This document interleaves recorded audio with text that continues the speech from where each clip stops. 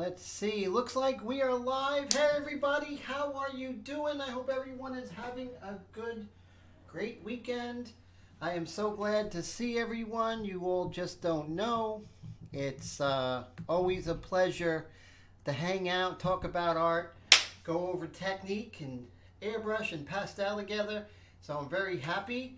So let's see. We have Mike Deloach. He says, so Mike says, pardon me if I'm seeming a little my daughter. Oh, you're texting your daughter. That's much more important. So no worries there, Mike. Good to see you. And Mike's all the way from the Atlanta, Georgia area. And we have Steve. How you doing, Steve? All the way from the UK. Great to see you. We have Colette. Colette is here from Wisconsin, all the way from the Midwest of the United States. And so that looks like that's everyone. Let me turn on the fan. I don't know why. Maybe because setting up is always a lot to do. So let me turn my fan on.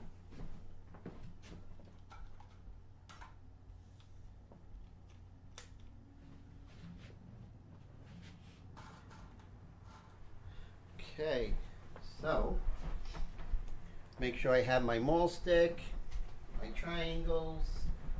Let me fix this so I don't have a cast shadow on my work. That's never good, right? Okay, so everything looks okay. So let's see. So that is everyone. Late October, early November is always weird. The other day I had my air conditioning on. This morning it was 38 degrees. I put the fan on because it's a little warm, and now I have the fan on low, and it makes it so cold. So you're sort of in that middle ground, right? It really is something. I'm going to switch over to the 50 millimeter 1.8. Right now I'm using the 24 millimeter 2.8 because we can see more. We don't have as much detail, but we can see a lot. Hey, Mr. Bob, how you doing, Squeeze? Great to see you. So I'm excited about that. And Mike Deloach says, how are we doing on the contest? Yes, so Mike, everyone was alerted that it's November 15th is the deadline, so they have quite some time. So that is good. And so everything's going okay. You know, we have a few people already entered. Actually, a lot of people already entered. So we're waiting for the November 15th when we receive them, and then we'll go ahead and announce the winners. So that's exciting. And that's on my Airbrush live stream, not on the Pastel live stream. So great to see you, Bob. That is so great. And great to see you, Mr. Mike Deloach. Thank you so much for making that contest possible. I'll be working on updating the page, and I'll be emailing everyone about that. So all the information will be updated on the page, whoever wants to go ahead and give it a shot. So that's always great. So here we are with this young lady, and I'm very happy with the way she's coming out. You know, slow but surely we'll get there. There's never a rush when I'm painting. Even if it's a tight detail, even if I need the money, I don't rush it because it's just not going to be good, and not as good as it could be if you just let it cook, you know? Oh, certainly, Mike. It's going to be a great turnout, definitely. Thank you so much for making that happen. Sound and audio quality, sound and video quality. How is that so far today, everybody?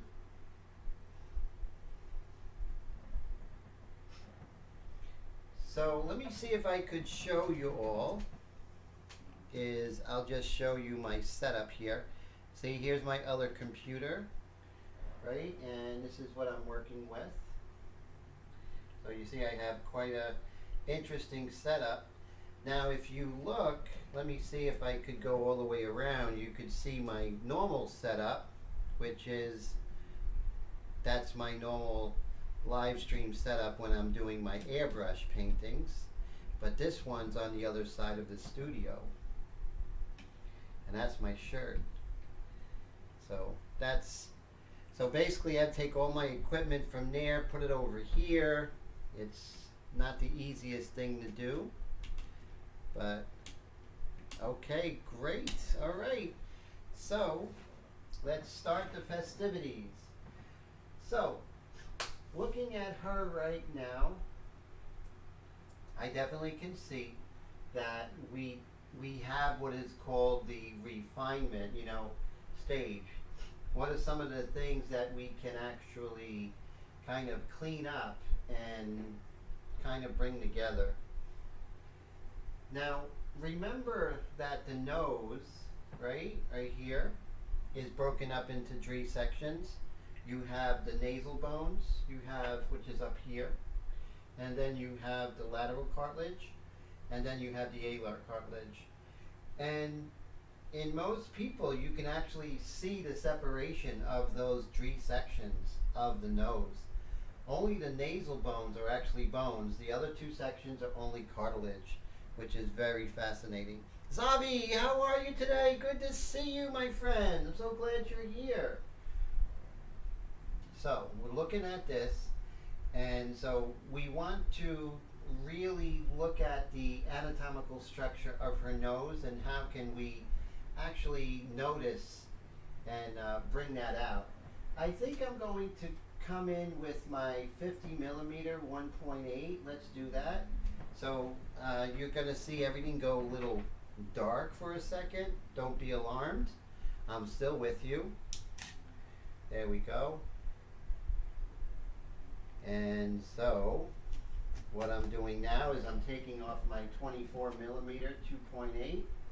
Let's do the Young Nuo, which is a off-brand Young Nuo as a Chinese brand. Not very good for photo, but a very good lens for video. Now watch this. Bam! Now this is a 1.8 aperture. The other one is was a 2.8, so look how much lighter it is, how much more light comes in. So let me darken this by lowering the shutters, raising the shutter speed. But look at that beautiful picture though. It's really it's really nice. I love it. Can't go wrong, right? And I bought this lens for $49. I believe it sells around $89 now. But I bought this in 2017 for $89, and just incredible. Now what you do when you have a DSLR and you're doing a live stream, you want to go ahead and zoom in, right? You want to zoom all the way in, and then you go ahead and focus it. So you see right there, that's a beautiful focus, isn't it? Now watch this. Now I'm assured I have a focus. So you see how that works? Pretty cool. All right, so let's make this happen. So we were going to work on her nasal bones. There's 2. There's a left and right nasal bone. There's 2 alar cartilages and 2 of the lateral cartilages. So I'm zooming in. All right, now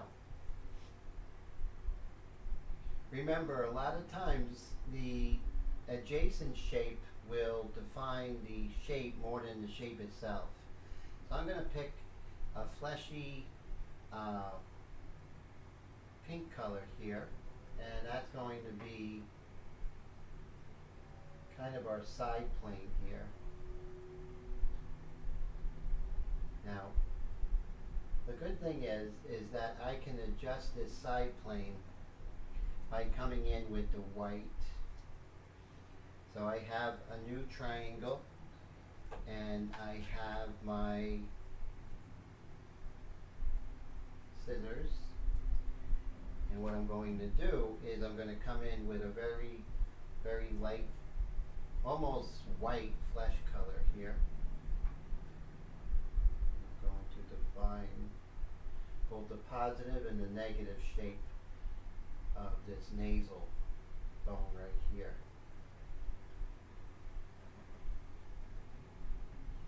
And if I look closely, I can see that the highlight on that nasal bone is pretty wide because she does have a wide set at the top of her, where the nasal bone is. So I have to pay attention to that. So now I'm sort of coming back and forth, you know, with that pink fleshy color. And I can see the same pink fleshy color on this side of her nasal bone, which of course is what? The shadow side. But in this case, the side that's getting a lot less light.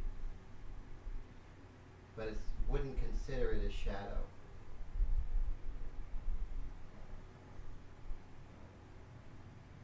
And this is where the likeness always reveals itself, is when you pay attention to the anatomical forms.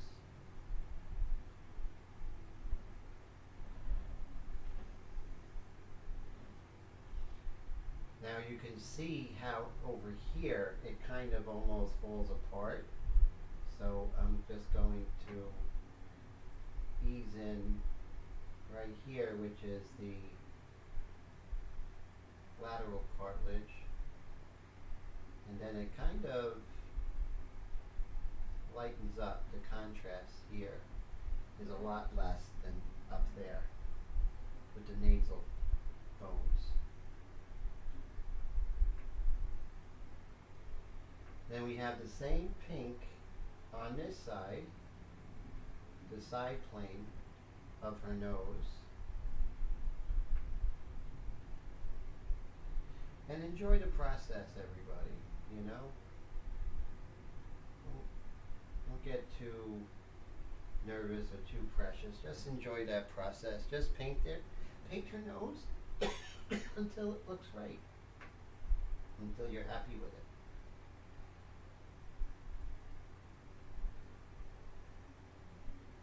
Now, I love the alar cartilage of the nose, my favorite. And the alar cartilage, alar means wing. So there's these wing shape, one on each side, that kind of radiate out from the center tip of the nose. And it's really beautiful and a lot of fun to paint when you see it and you know it. You have to know it's there. If you don't know it's there, you're just going to miss it. So that's why, you know, anatomy is becoming more and more the most important part of a good portrait. Let's see any kind of questions I missed here. Mr. Roy, how are you? Good to see you. Oh, thank you so much, Mr. Bob. I appreciate that. He says it looks great. Nameless, how you doing? Great to see you. Hey, Michael McClung, good to see you, my friend. How are you today? That is so great. And we got Mr. Total Pain, John Payne from upstate New York. Great to see you. I'm so happy. So let me just get, so we have Squeeze is from San Francisco. Nameless is from Southern California. We have, oh, and of course Roy is from Jersey like myself. Michael, where are you from again? It takes me a few times before it really sinks into my memory, so forgive me for that.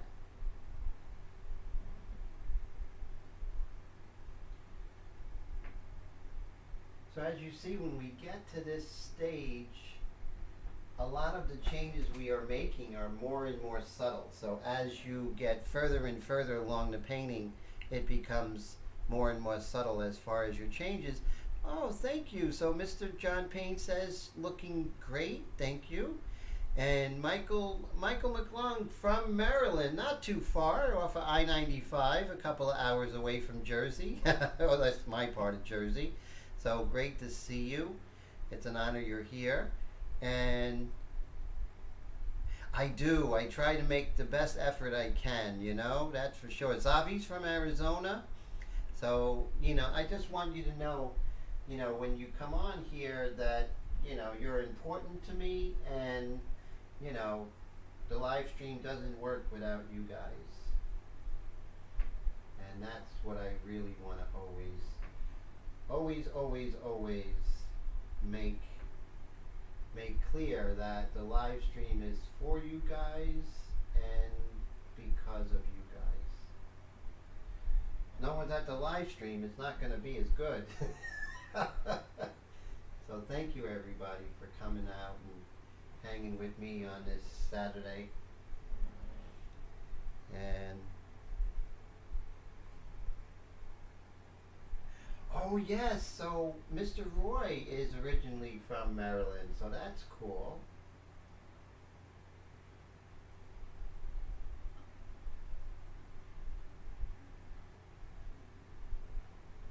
So when you work in this method, you don't have to like worry about getting the exact color. You're going to arrive at that color. So you just relax and you look and you say, is that more pink or is that more red? Is that more blue or is that more yellow? And that's just a much more relaxing way to paint than trying to mix that exact color.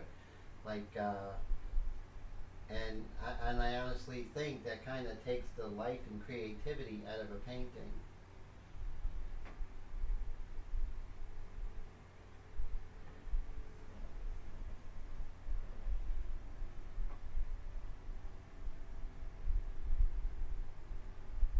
So right here you can see there's an area right underneath the nasal eminence here. It is the same pink, but it looks like, to me, there's just a little more yellow ochre here. So we still have the pink. So what I'm going to do is I'm going to do the shadow of the nasal eminence right here. And then what I'll do as well is I'll come in with that same pink that I've been playing with. And now we'll kind of work it together. And arrive at the color. So it works when you go back and forth with the different values. And that's where you find your edge. See how I go back and forth until, you know, I get the tapestry correct.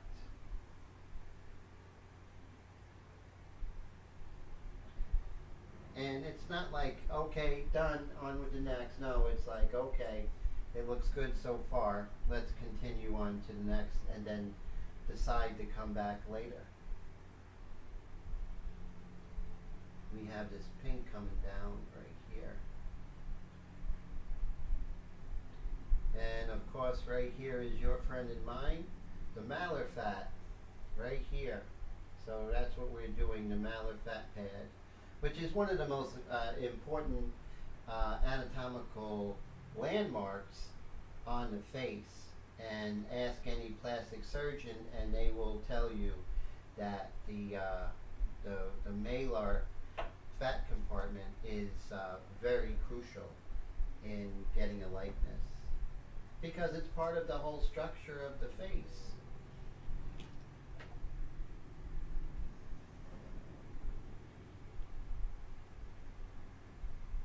Oh, cool, just outside of Baltimore. Very cool. Go Ravens. Right here is a beautiful light there. Very light. So I think that's a job for a regular foam triangle. So I like just repurposing, right? So I take this and I get my scissors and I just cut a new angle. Bada bing, bada boom, no problem. Forget about it, right? Okay. So right here, I'm going to come right down. You know why? Because at the corner of where that malar cartilage is, it's just getting that light. Just hitting that light. It's not moisture, because she's not crying, thank goodness. I don't like it when people cry. So we're going to come back in with this color here. And so this right here is the orbicularis oculi. That's coming right over here. So you have the malar cartilage, the orbicularis oculi, and then this little highlight right there.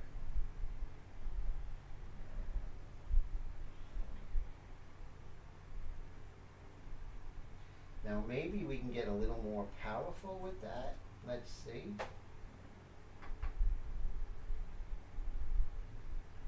As Harvey would say, what are you waiting for? Put that highlight in. There you go. See that? And now that we did that, it gives us permission to go ahead and hit this light right there at the corner of the eye.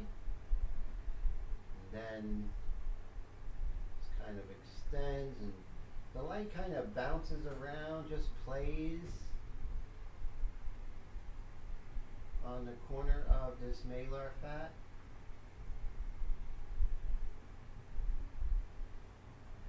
Just like so.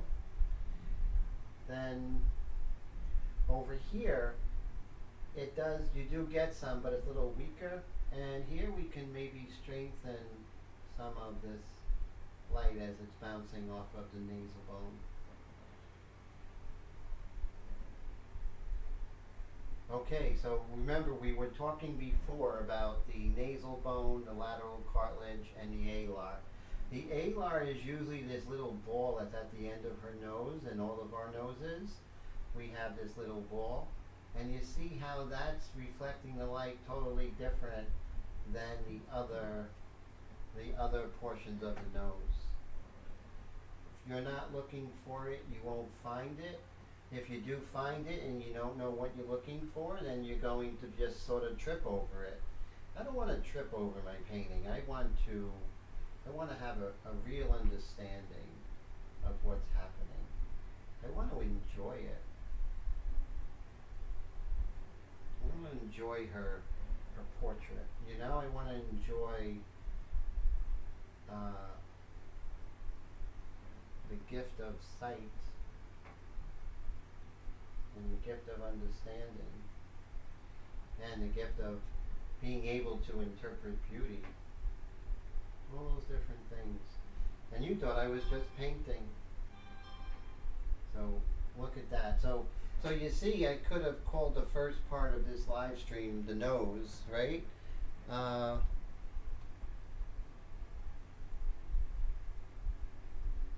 Let's see. Oh, the Orioles had a good year. They surprised everyone, didn't they? And that's nice. It's just the Yankees came up with that incredible start. They kind of coasted the rest of the way. And you can see in the postseason they were not ready. The Yankees, that is. Shape that right there. Okay, so we're going to go over another very beautiful form that a lot of people won't talk about, and it's called the nasolabial compartment. And that comes right here from the top of the wing of the nostril here, and then comes down. And in this case, the nasolabial compartment here, which is a fat compartment, comes right down here. That's getting more of the value, right? That's not hitting the shadow. I mean, that's not hitting the light directly, so it's darker than what's next to it. So let me go ahead and we'll come in with that pinkish color. There's a lot of blood here, so we're going to see more pink here. So, but as I'm doing that, so in this case, the shape of the nasolabial compartment is describing this area right here above the mouth. But as I bring this down,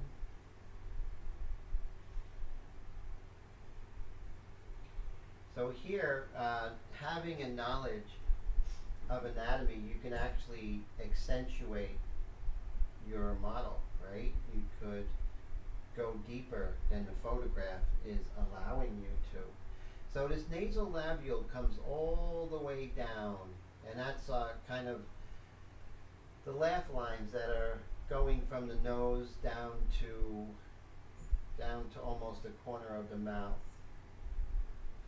You can see it on this side, but you have to be looking for it to see it. You won't notice it unless you're looking for it.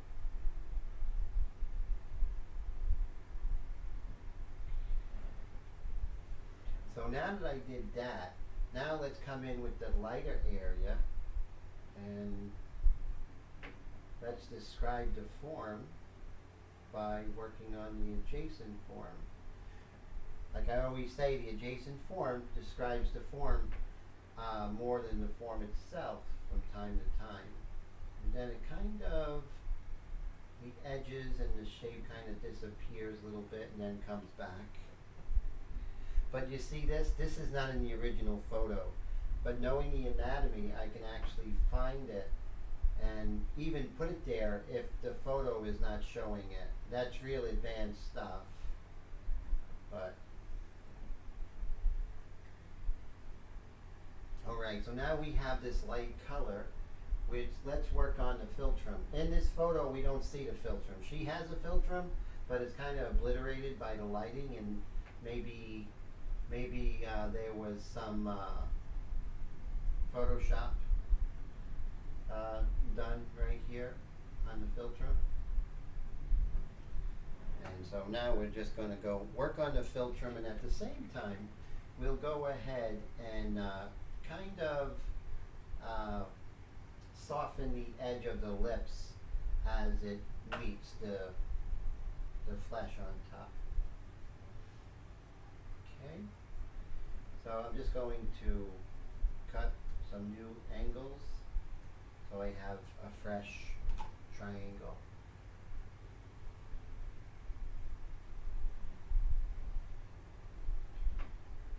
So let's come over here.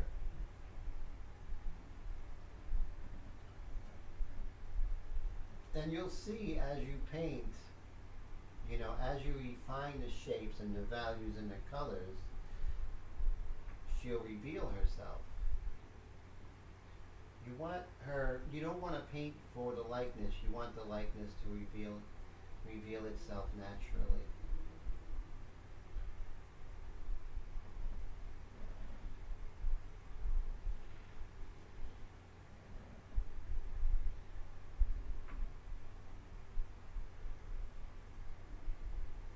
This light here is kind of falling down, traveling down here.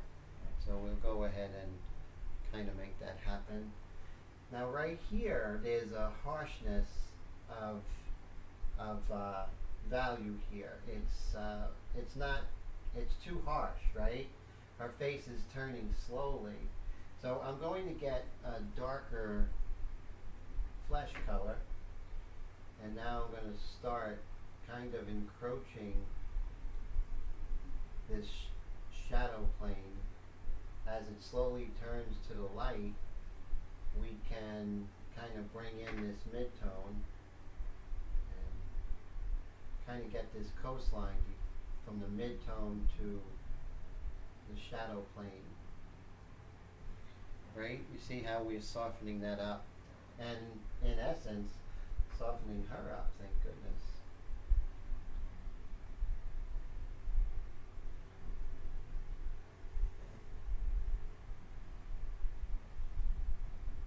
Now why don't I just go ahead and just get a packing peanut and just smudge it and be on my way, because there's a lot more going on. There's subtleties that I need to capture, and if I am not careful, I could lose those subtleties by just going ahead and smoothing everything out.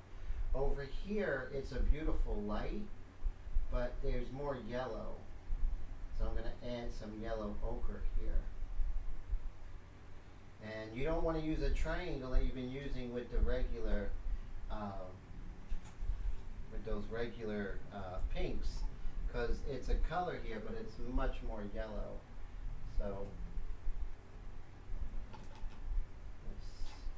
in with this beautiful Naples Yellow by Art Spectrum. Right here is an Australian company. Love it.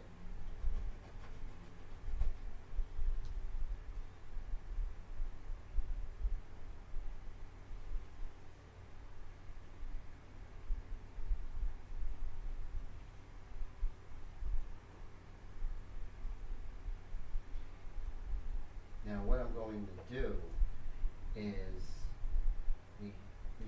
the Naples Yellow is kind of getting overpowered, so I'm going to add some Naples Yellow and a little more of the Yellow Ochre, also by Art Spectrum. I'm just going to get a better triangle here, and we're going to load it up with a lot more paint or pastel.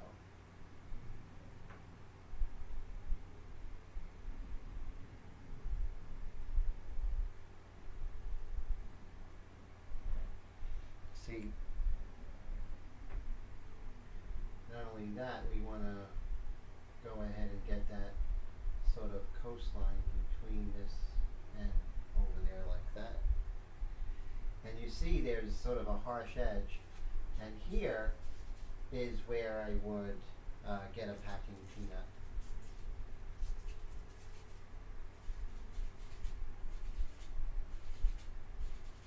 Kind of simulate that edge.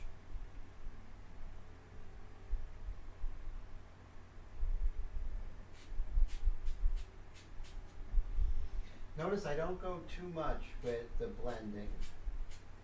You want to blend, but you don't want to make it a habit, you know? So now that I established this beautiful yellow right here, now I can come back in with this little bit of a light fleshy color.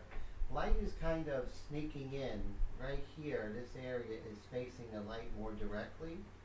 So a little bit of light is actually sneaking in here on the corner.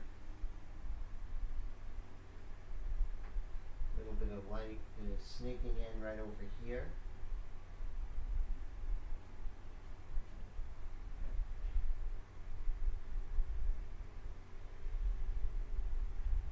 And let's see what I missed here.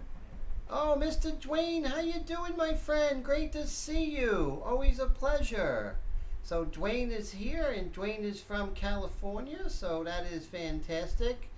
We're bi-coastal here, so that's cool. We got the East Coast, West Coast, Mid Coast, and also we have Mr. Steve Lang all the way from the UK. So very great group. I'm really happy everyone's here, and so always a pleasure, Dwayne. Great to see you, sir. So on a Saturday night,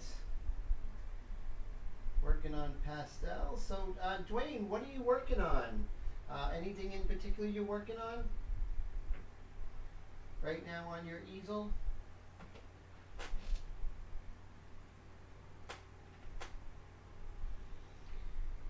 Over here it's a little rough, so what I'm going to do is I'm going to come in with this deep pink color. Just going to extend this.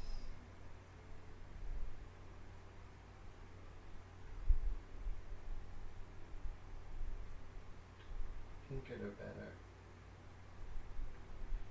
And still that whole 1 second rule thing going. Same rules apply for the most part as you're working here, as you're working in pastel, or airbrush I should say. So right now we have her jaw here. So here is the zygomatic arch or zygomatic bone here, and there's the mass of the jawline. So they're not parallel. The jaw sits in, so that's why you have this dark, because the jaw is sitting in further in from the zygomatic bone. The zygomatic bone has a shadow, but not this really harsh shadow there. But as this is coming in, what's happening is as something pushes in, something pushes out, right? So now we have this flesh area that's actually pushing out. But it's not just pushing out all at one angle. to the light source. So over here it's slightly lighter. So what we have to do is we're going to actually come a little bit lighter over here. And that's going to be our yellowish color, but I'm going to look into it a little bit deeper and figure out, you know, how light can I go, right? What is the lightest that I can make this? So I'm just going to come right here. And I'm just going to lightly start to paint in the parts of this flesh that is pushing out when everything else is pushing in from the space between the zygomatic bone and the masseter. So in easier terms, the zygomatic bone is your cheekbone and your masseter is your jawbone.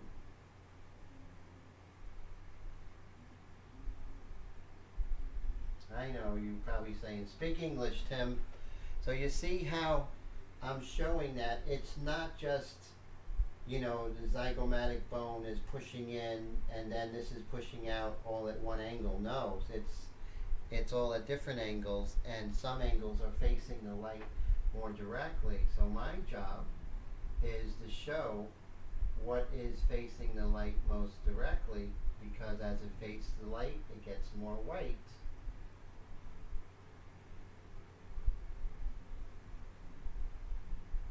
So right here. And I did that with that Naples yellow ochre color. And you see how it just adds dimension to the portrait. Oh, cool. So Dwayne says he just finished a motorcycle tank today. Skulls and Dragons. Very cool. Oh, I can't wait to see that. If you get a chance, email that to me. I'd love to see it, sir. And if you did post it, yeah, that would be great. I'm sure everyone else would love to see your work. Your work's amazing, my friend. See how now this area is more alive. So now I have this color. So why don't I take this yellow ochre backslash Naples yellow color, and let's hit the light as it's hitting the anti-helix in her ear over here.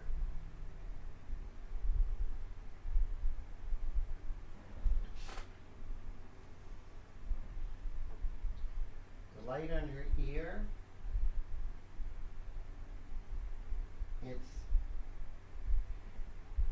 the light is very indirect, but even in this shadow area of her ear, there are some areas that are getting more light, and so there's still form in the shadows. Remember that there's still form in the shadows.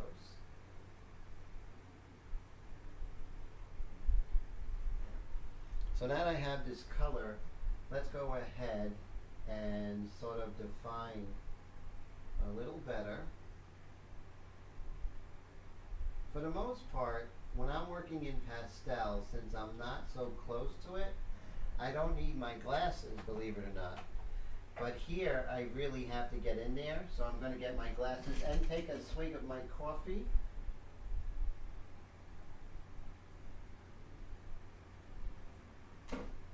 Colombian coffee with hazelnut creamer, not bad. All right, so looking for my glasses, and it's good to stand up, trust me.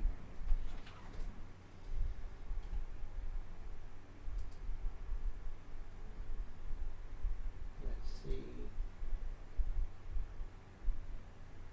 Very cool. Okay.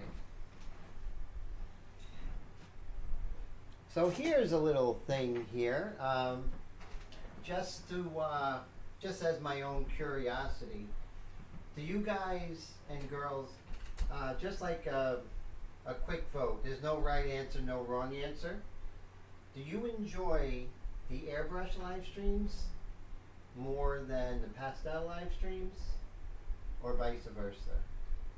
Just want to hear your thoughts. I've been doing the pastel live streams for about 3 months now, and I guys love them. So you see how I'm just working on this right there. Just making sure that I'm not making a generic reflected light. So I arrive at the color and I arrive at the shape, just as I'm working in Airbrush, right? Same principles apply. So I studied with Erwin Greenberg at the High School of Art and Design. He used to go to the morning classes. He wasn't an actual teacher at the time. He became an illustrator and he left teaching. But at my high school, there was a morning painting class which was voluntary and you didn't get any grades or anything like that. And they posed the model from life, and the teachers, Mr. Greenberg, Erwin Doctor at the time, they would walk around and give you advice on your painting and help you. And this was every morning. So first class was 8:30 and 7 a.m. is when it started. And I traveled all the way from Jersey. I would get on the 6:30 bus. Now I'm 16 years old. So most people are at 16 are living a life of fun and all of that stuff. And I was pushing myself to be a really good painter. And I knew I had a long way to go. So I'm there, long story short, and I was painting, and you know, and Max is a friend of art and design. He taught there for like 20 years. Great painter. So we were all washing our paintbrushes because everybody was working in oils. I didn't like oils that much, but that was what you worked with, right? So I asked him this question. I said, if I master oils, would it be easier for me to learn other mediums? Because I want to learn other mediums. I don't feel that this was it, but that's what they were teaching. And he said, most definitely, once you master one medium, the other mediums will really fall into place. And I was very happy with that. And then that made me continue working in oils. Although I didn't love it, I still worked in oils. I'm adding some of this kind of rust color here as well. And you can see how I'm softening up the shadow, and I'm going to come in. Oh, Raul, how you doing? Great to see you. So let's hear what people have to say about the videos. Oh, fantastic. So Michael says 50-50. Mike and Steve says he likes the airbrush, but he does love the pastel, so that's cool. And let's see what else we have here. The comments are going really fast, so that's great. So that's good news when the comments go down really fast. And Roy says equal. Michael McClung says 50-50. Bob says equally enjoy. So that's cool. So I love that you guys equally appreciate it. Hey, so Raul is here. Raul in the house. He really enjoys the pastel videos best. Both are, oh wow, so we got an equal. Some like the pastels, kind of leaning towards the pastels a little bit. Very cool. So Raul says, Bob says, precisely Raul, I do the same. Blend each. Great. And Dwayne says, I personally, he is an airbrush artist only, so enjoy those the most, but great art is great art. Thank you, my friend. I appreciate that. And so very cool. And Bob says, Tim has brought him over to the airbrush underpaintings with pastel. Oh, fantastic. Yeah, that's the reason why I picked up the airbrush. Was, you know, using it as an underpainting. So very cool. And Savi says he likes everything but prefers the airbrush. Very cool. So thank you for that. Thank you for your candor, definitely. And so as we're working here, I just want to make sure I don't use the blending too much, right? I want to I want to make sure that I'm not overdoing the blending, because that's the caveat, right? That's the trick, is that if I do too much blending, then perhaps I won't see the shapes. And that's a personal thing for me, not for everyone, because for me, I want to see those shapes. And I know my weaknesses, right? I'd be like, just blend, blend, blend. Okay, let's go on to the next one. No, I have to fight that. So, as you can see here, I'm working down. On the next painting, I'm going to be showing how I incorporate airbrush more in this stage of the painting. But in this painting, I don't feel it's going to work that way. I don't have that vibe. But we'll do that in the next painting. And as you can see, I'm really incorporating. So as you had seen before, when we were working, this was just one shape, but now we're looking much closer. So I'm going to come in and we're going to take this darker color. We're going to bring this over.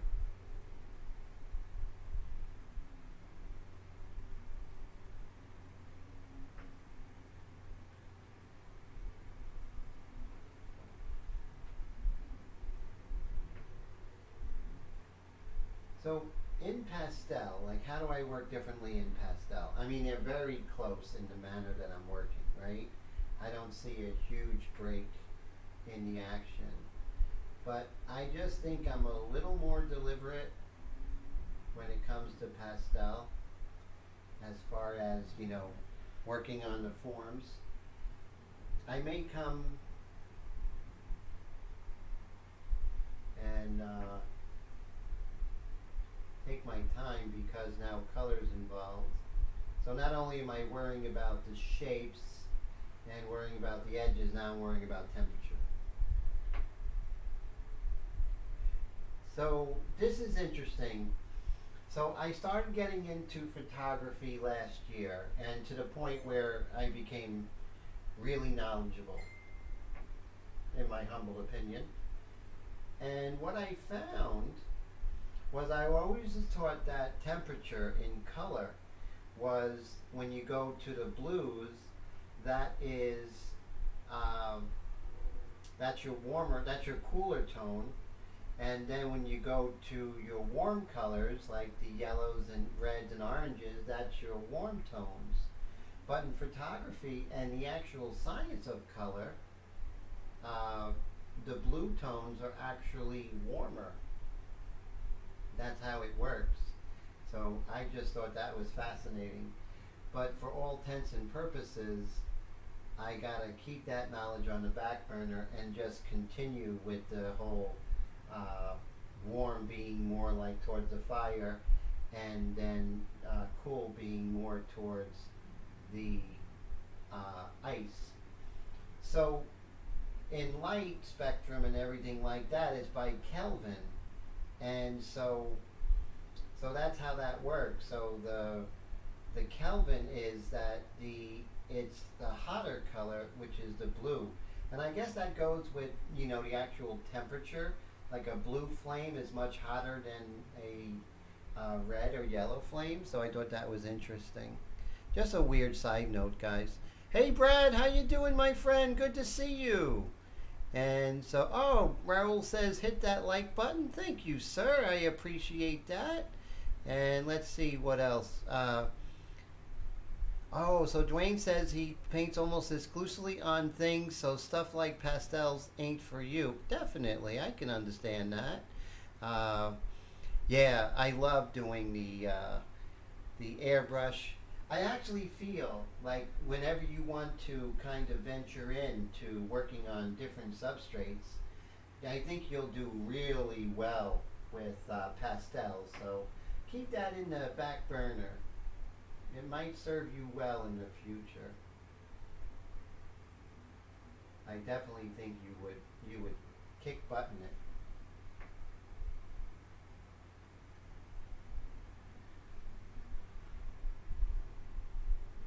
And so now I'm just kind of working on this light here. Right over here. Now I don't want to stay in this area. I want to move around. So I'm going to be a little quicker and more general before I move to the other areas. But right here, we have this cast shadow off the nose. But we have a beautiful reflected light right at the septum. So let us go ahead and reiterate this septum right here.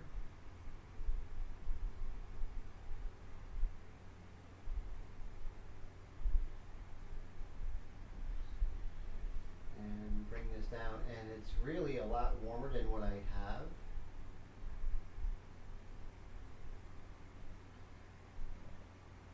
Before I go ahead and do that, yeah, let's go ahead and let's take a beautiful red. I'm talking like fire engine red, right? So let's see if I can find a beautiful fire engine red. This one, maybe, maybe not. Yeah, let's go with it. This beautiful fire engine red. And maybe we'll add some of this color.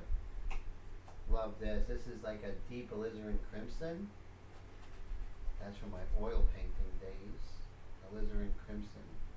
That was a very important color on the palette.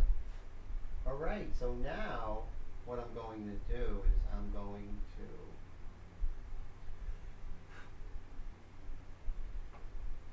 that's what you can do when you working in pastel. You can get so expressive with color. See how I can really come in with that red, that fire engine red. So much blood there, right? So that's my thinking. Okay, and like I said, not worried about making everything perfect. As I have this alizarin crimson, I see it elsewhere. So I'll go ahead and put that right at her lip there.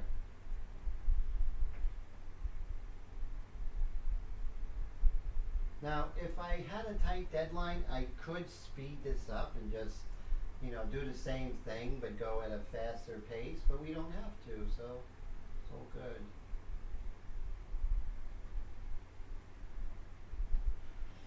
Put more life into those lips.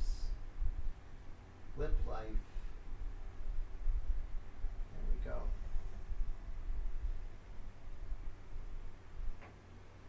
So now we put more life into those lips. You know what that means? There's more pink in there. So there's more pink in the outer part of the lips. Where this wing of the nostril is. So let's intensify this pink a little bit. Beautiful.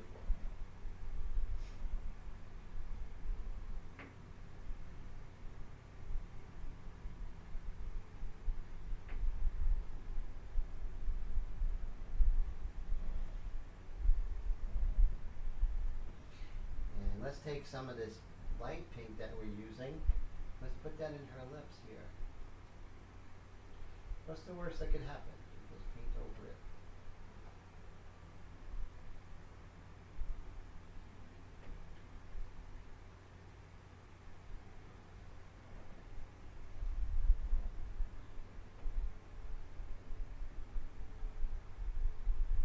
I lost the highlights. It's okay. You can always come back. Always experiment with color, play with it. The way that I work in pastel is that I work with the marble dust and gesso mixture, so I have basically an unlimited amount of layers that I can put in here. So, and I'm also working from soft to hard in pastel, which is good economy of layers. so I can be much more expressive and kind of test out color and just go over it. So that's a good thing. You have kind of, how do you say, unlimited layers. So right here, I'm going to come and let's hit a reflected light there. And that looks terrible. However, we'll paint around it. So we'll put this here. And now I'll come back with the dark.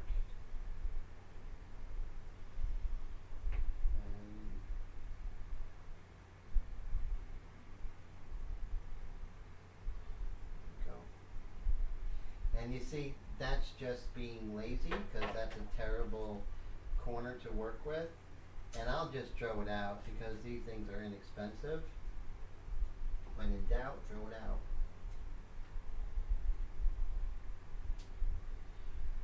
And so now I have, look at that, now I can really get in there and enjoy the detail. So let's go ahead and do that.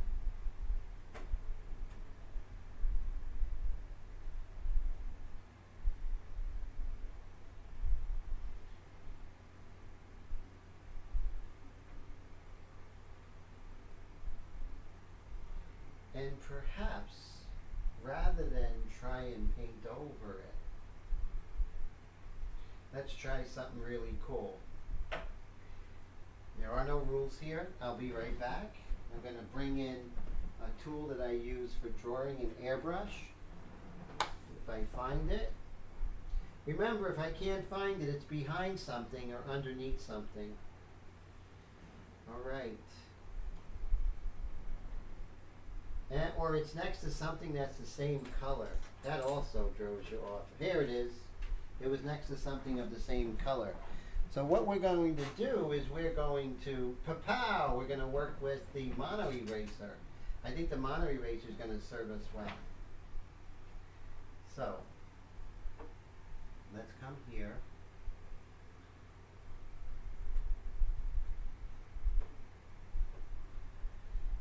It's not working. But that's cool, you know, that's what it's all about, is testing it. And you know what, it might not work in this painting, but in the next painting it might work. Let's see.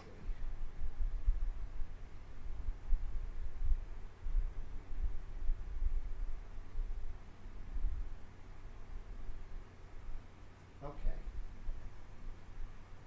Happy with it.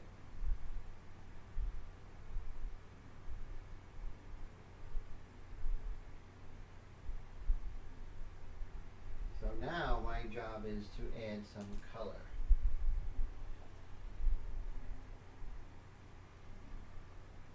Now let's come in with this pink and see if we can, there we go. And then what I'm going to do after that is we'll come and really enrich the darks that are next to it.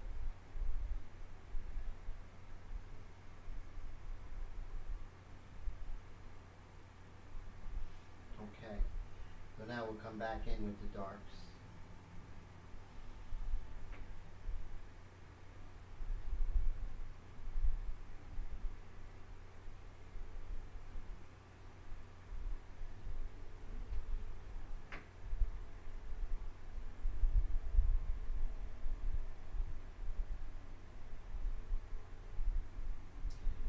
Remember, you don't have to solve the equation the first time. So you just keep working at it. Assess the situation and then go from there. So right now I'm working on this cast shadow.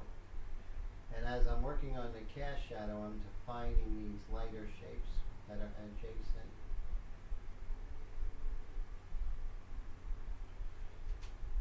Now what I can do is come in with that in-between value, right? Which is the, it's not the cast shadow, it's not the light, it's this in-between color.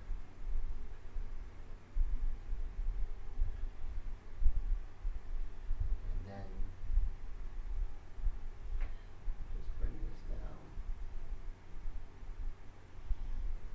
So now we want to come in with that light and shape it, right? So now we're going to come in with this real beautiful light pink here.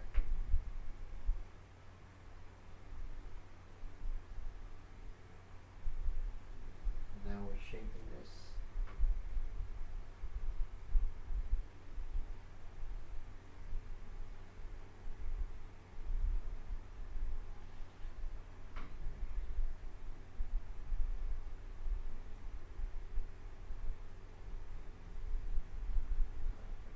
Now we have that shape and I'm happy with it, right? I'm not saying that, you know, there's no more work to be done, but definitely I'm happy with it. It has a transition. I have some of the reflected lights. All those things are really good. Now right here, there's a very, very slight indentation of the philtrum. Like I said, you know, when you're working from someone else's photos, you're kind of at their mercy, right? Because I know there would be more information at this philtrum if I took a photo of her. But now you can see the fact that I know that philtrum is there. I'm going to look for it and maybe I'll accentuate it just a little bit because the photo was inadequate.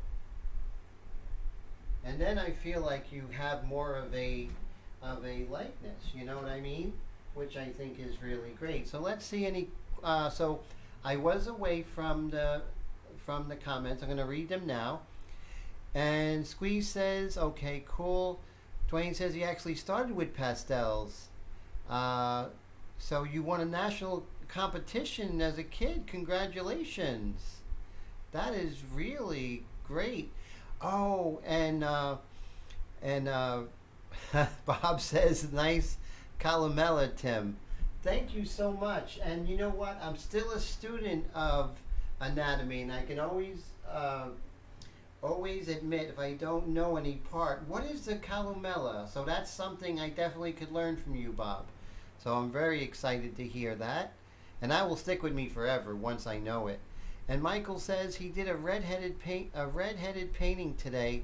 He had an accident on it. I think it might have turned into a happy... Oh, that's great, Michael. Yeah, you know, a lot of times I remember I would spill something, sometimes coffee or something like that, onto the painting, and I would maybe crop it out or something, kind of make more interesting compositions. So it's really cool. Thank you. Zavi says he'd watch me repaint an old car. Thank you, sir. I appreciate that. And so great live stream so far. So it's already 9:19. So I think I'm going to go up to maybe 9:40, 9:45 because I started at 8:15. So that's cool. But this live stream's going so fast. Oh, Squeeze says it's the septum at the bottom of the nose between the two nostrils. Thank you. And that is called the columella. So does that come from the word column pretty much? That is so interesting. I love it. Thank you, sir. Yes, and that's not an easy thing to paint because it's usually in shadow and has the only thing you really see with it is usually a reflected light. So that is so cool. So it's the septum at the bottom of the nose between the nostrils. Very cool. Love it. So let's see. So we were working on this and we worked on that nose a little bit and it needs a little more orange, right? And I love the part in Good Will Hunting where Ben Affleck is trying to hit on Minnie Driver. And they're at a Harvard bar, and he goes, he goes, I had a class with you, and she goes, oh really, what class? And then he goes, history. And then someone comes up and kind of laughs at him, you know, makes fun of him. He's like, oh, history? I had that class. It was right before recess, or just some really horrible thing like that. But in essence, it's, it's all like the same stuff, so definitely, it's a lot of times in classes and everything, we get too far away from the essence of a class, right? So I kind of like that in the sense that, anatomy is basically every part, right? And not only the bones and the muscles, but also the fat compartments, and not only that, but also the cartilage, which Bob was talking about. So it's all anatomy, and it's all part of that same study. And I'll even go further to say that the study of art kind of includes anatomy, if you're going to be a portrait painter. And then going into the study of light, that should be in the curriculum. What light does and why does it act the way it does. So right now I'm just coming in and extending this penumbra here. All right, so feeling very good about that. Let's put a little more orange over here as well. I guess the whole thing I was talking about that, and my point was, so rather than come in and say, this is red oxide light or transparent raw sienna, it's okay just to say orange. It's okay just to say history. I guess that was my point, right? So if I come over here and say, I just want to add more orange, I think the point is much better than saying I'm going to put in some, transparent red iron oxide with a little bit of caput mortuum and just a splash of a lemon twist. It's important to, kind of talk about the essence of things. But when it comes to anatomy, so that's another thing. Because I remember, I know a lot about Ingres. And this is Ingres' quote. He said, the anatomical forms are old friends, but I don't know their names. And that might be great for Ingres, I mean, he might have that kind of mind where he can just know them. But for me, when I learned the names, like the columella, that Bob was so gracious to share with me and help me with that, that's going to stick with me. And I'm going to know that. And not only that, that knowing the name really helps me to know that form. So let me make sure I'm saying it correctly. So it's the columella. Am I saying it correctly, Bob? Columella?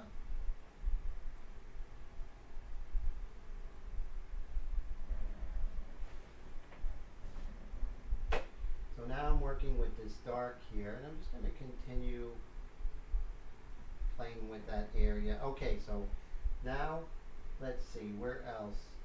Right here at the corner of her mouth. I'm just going to shapen that just a little bit better.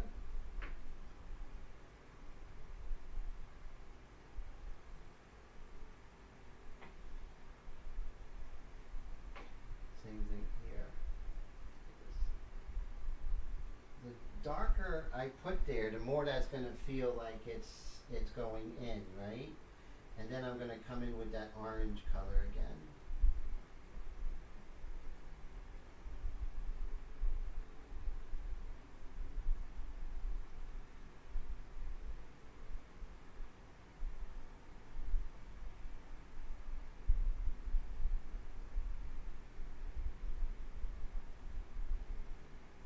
And just know you don't have to solve it.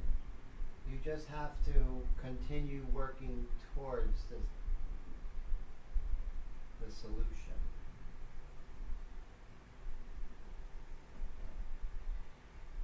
because going much darker with that, I actually am interpreting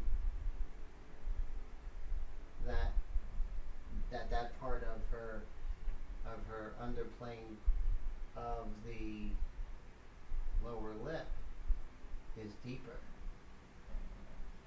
And that also helps, you know, getting those values correct. It's very important. Okay.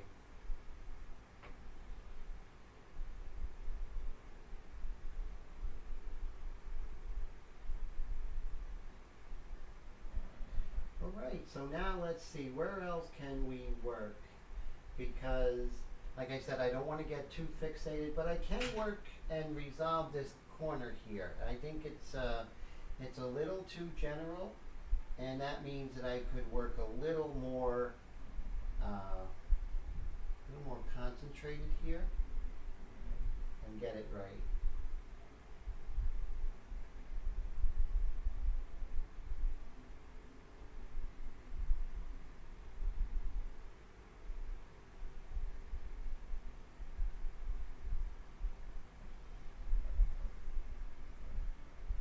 And I just see her kind of revealing herself. Revealing her likeness as I'm worrying about all these little shapes here.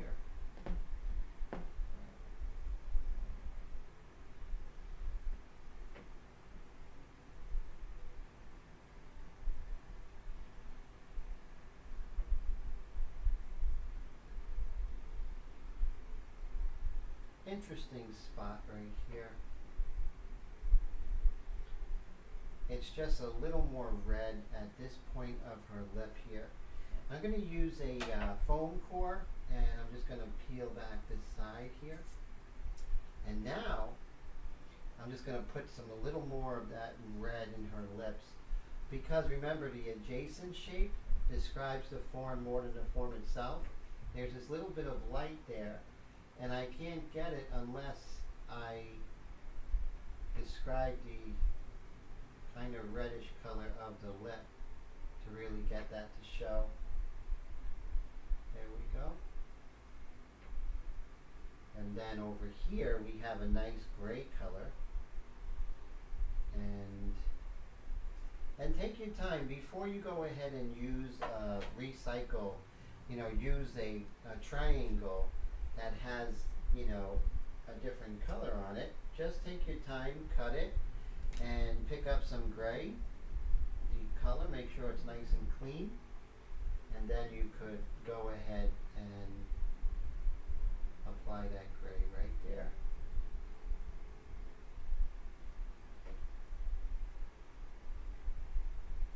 And with that gray, you can actually glaze it and calm down the value, which is great because there's gray everywhere. And you want to be looking for those grays.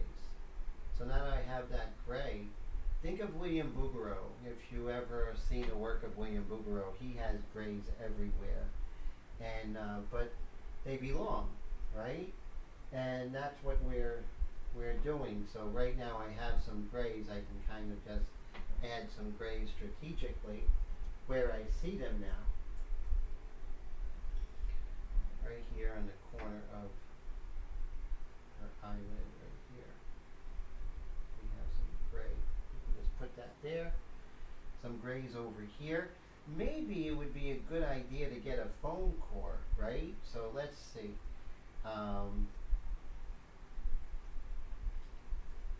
So we'll get a foam core, a fresh one. And I'm going to glaze some of the gray here and there. This is an important thing, you know, is that, you know, you see these kind of gray colors, and what they do is they calm down the saturation. In nature, you very rarely get the saturation that is in a tube of paint or in a pastel. Our job is to kind of make everything kind of less saturated from what we have in the tube of paint.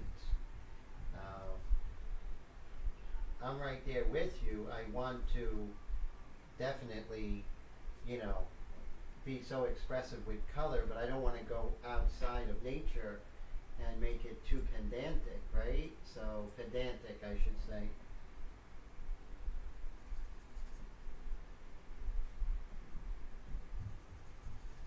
So now I can start adding gray. And I'll tell you, it brings life to the painting. If you look at the work of, let's say, Alma Tadema or Tadema or James, who is it? John William Waterhouse and the other greats such as Jean-Leon Jerome, you'll see that their use of gray is just so fantastic. But they're not using it in the sense that they're having artistic license with it. They're actually using gray to express the transition tones and everything. It's really amazing. But you can see now I'm adding gray.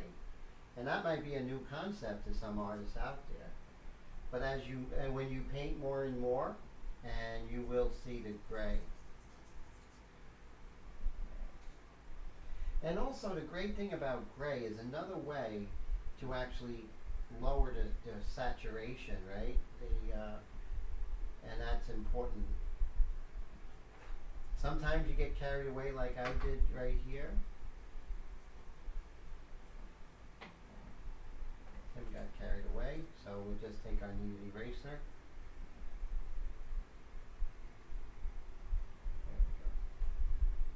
Nothing in pastel you can't fix.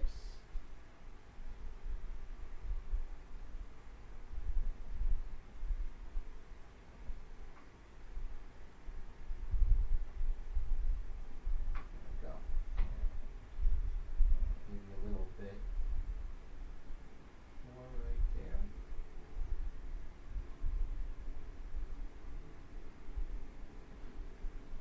Great. Okay. So let me see any comments I missed. So basically you can see how the development of the forms are really working to kind of bring her into focus, like a camera slowly focusing. And that's what we're doing. When we're working in black and white and airbrush, we're basically just working in the values, the edges, and the values, the edges, and the contour. But when we're working in color, we have a lot more things that we have to consider, such as, you know, where there are areas where there's less saturation, goes more towards the gray. Where areas where there's a lot of saturation and it's more towards the way that the paint is out of the tube. Also, understanding that this is the zygomatic bone, and the shadow of the zygomatic bone is way up here. However, this dark that you always see of the cheekbone is actually the space from the zygomatic bone or cheekbone to the jawbone, right? And that's very important because that's what's causing that dark shade. But as that is kind of pushing down the flesh, that means that other flesh is going to start coming out, and then we have to describe that form. And as we're doing that, we might see that, okay, we got it, but maybe we added too much saturation. So why couldn't we just get a value of gray that is very similar and just apply that and kind of kill that saturation and kind of bring it more in line? So why do you have to worry about saturation? So let's say here I was too yellow and the saturation was really high, yet the other values that I'm using, or even values that are same that are more the warmer colors like the pinks and the reds, but if I got those values and I hit the right saturation but the wrong saturation here, it's going to look really, really alien. So that's why when you're working in color, you have a whole new set of another ball to juggle, right? So I say you have 3 tennis balls when you're juggling, when you're working in black and white. But when you're working in color, I think you have like 5 or 6 tennis balls, because then you're worrying about color, you're worrying about saturation, and you also color saturation, and also the edges. So it's a lot more, it's difficult because of the other things that you're juggling. Let me see what I missed, guys. Hey, honey, how are you? Good to see you. Sorry I wasn't looking up. I didn't see you. How's everything? So glad you're here. And let's see. Did anyone ask any questions? So, honey, all the way from Long Island, New York. Great to see you. So I'm so glad you're here. And let's see. To everyone saying hi to honey, and that's cool. And so glad you're here. And so great. Okay, so I said I was going to go to 9:45, so we're still cooking. So you see here, I went over with the background. So let's go ahead, rather than try and paint over that. So this was a good one because we actually introduced gray, and gray is an important color when working in color. An important color when working in color. And if you are next to a major art museum, I really recommend checking out the work of William Bouguereau. He's a master of gray. Now, I'm not saying like grayscale, actually of using gray in a painting, which is really great. So I'm just going to use my kneaded eraser, and I'm going to get rid of this. Because what I'm going to do now, for the last part, is we're just going to block in her white collar. But the collar really isn't white. So let's see. When we come back, we're going to start really getting some of the details. We're going to be ready for the details. And, really coming back in with the eyes, focusing. We did all the heavy lifting. A lot of heavy lifting was done today. So we didn't really, you don't really notice it sometimes, but a lot of the heavy lifting was done. So we're going to come in with the white, and I'm going to use a relatively hard white. This is not, is it Holbein? Let's see, I can always tell by the size. So this is not Holbein, is it? Nope. So this would be probably your credit color. It's one of the hardest pastels out there. So remember, we always want to create a surface texture. So what I'm going to do is I'm going to cover this with the white pastel. So it's very similar. I was trained for over, I would say about 6 years in oils. And before I ever touched pastel. And one thing I learned in oils is that you want to create, you want to paint, you want to get paint on all the surface. You don't want to go just paint on a surface that doesn't have any paint on there, because what happens is that the surface with no paint on it is not going to be friendly to your paint. And so it's not going to mix well, it's going to mix uneven. So that's why when you're painting in oils and I'm painting in pastel, you want to lay in pastel as quick as possible. I'm going to come in with this white. So I'm not really trying to match any value or anything at this point. Right now I'm just covering with pastel. And this is the hardest pastel, which is credit color, Pastel Carré. And it's good stuff, but it's super hard, meaning that it's not going to fill up the tooth of my board. And let's see. Oh, thank you. Need to move the camera down, right? That's like The Emperor's New Clothes. Sorry about that, guys. Let me make this happen. Yeah, I guess you gotta sense what's happening, right? Let's see. So if you were here, you would be seeing what I'm doing. So let's see. Okay, there we go. Thanks, guys. That's pretty funny. And let's go make sure I get this right. Get the right camera angle. All right, now.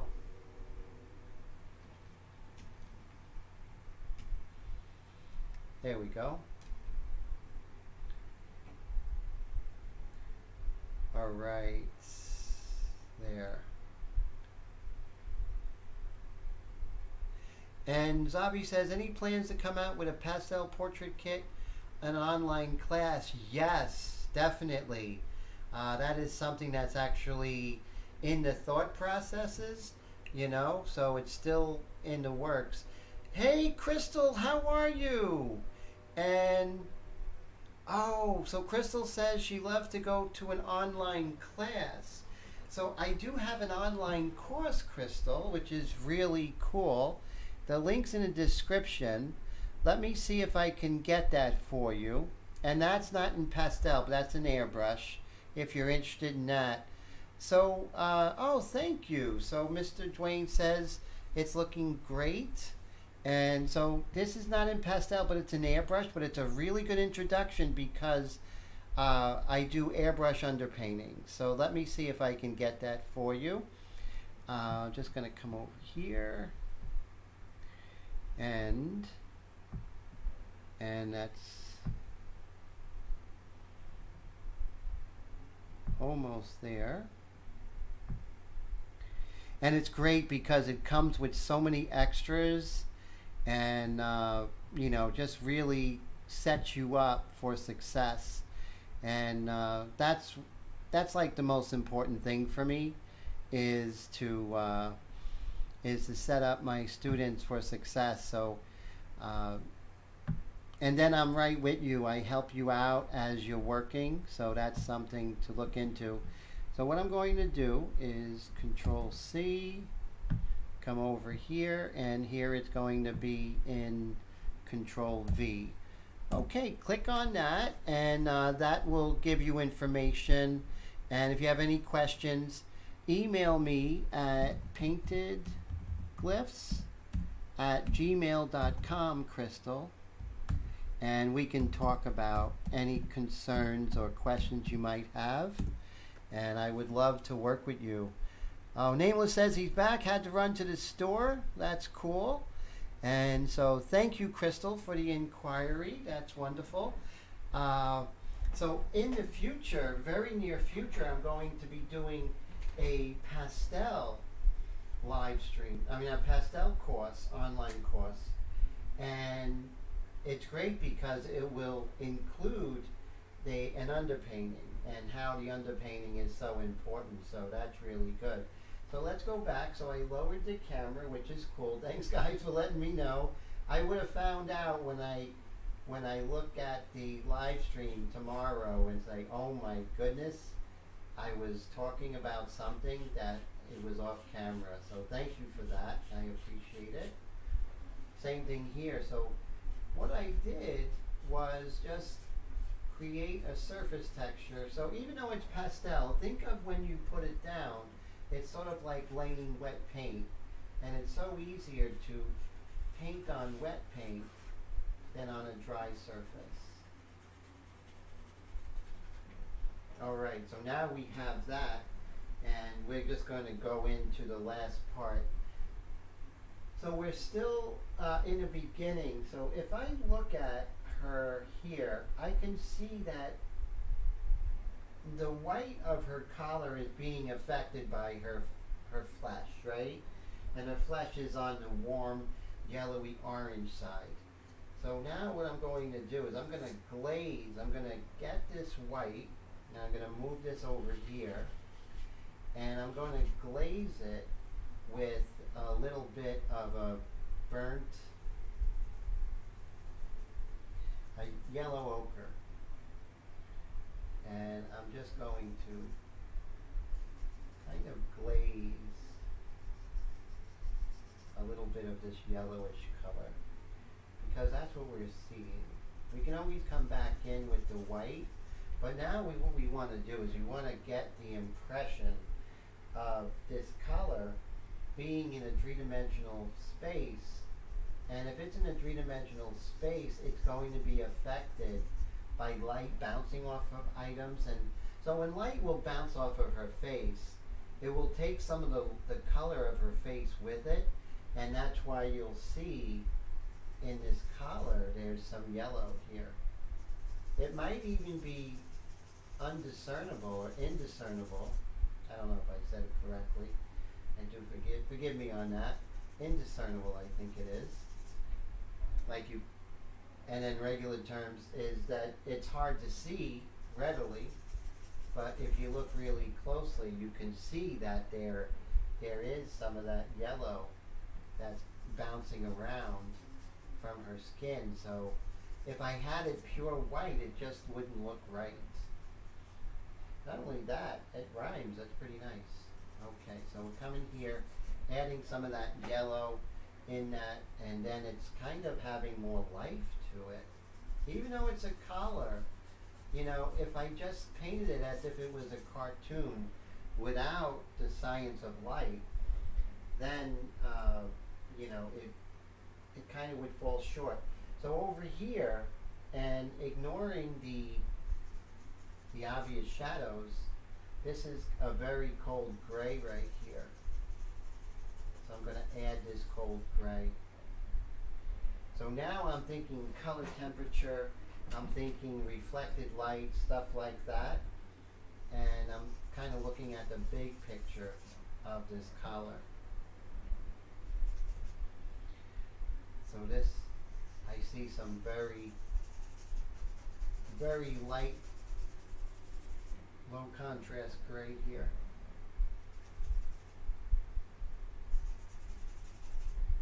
And it's funny, you know, there are times when the camera works against us, but there are times when the camera is a really good friend. So the camera will actually show a lot of these grays. And so I guess that's what today's live stream is basically about, amongst other things. But one of the main themes is the use of gray, where you normally wouldn't think it's there, but it's there. So without the gray, if I didn't come in and get those grays and kind of kill the saturation, when I hit those highlights, you know, it really wouldn't be as effective, you know, kind of killing a lot of the saturation here and there is actually going to go a long way in helping us to make those highlights pop. So we are at 9:45, everybody, and oh, is that an eraser? Oh, this is actually a foam core. It's a 1/16 inch foam core, and basically what I do is I peel off, I cut it in triangles, and I peel off the hard paper part, and it leaves a soft paper part, perfect for blending. So Michael says, I was going to yell, but I know you can't hear me. Thanks, Mike. I appreciate it. So everyone, you guys are all great. Thank you for hanging out. I really appreciate it on this Saturday evening. Let me come back and let's bring this lovely lady back. Let's see. Here we go. Oh, we go this way, right? There we go.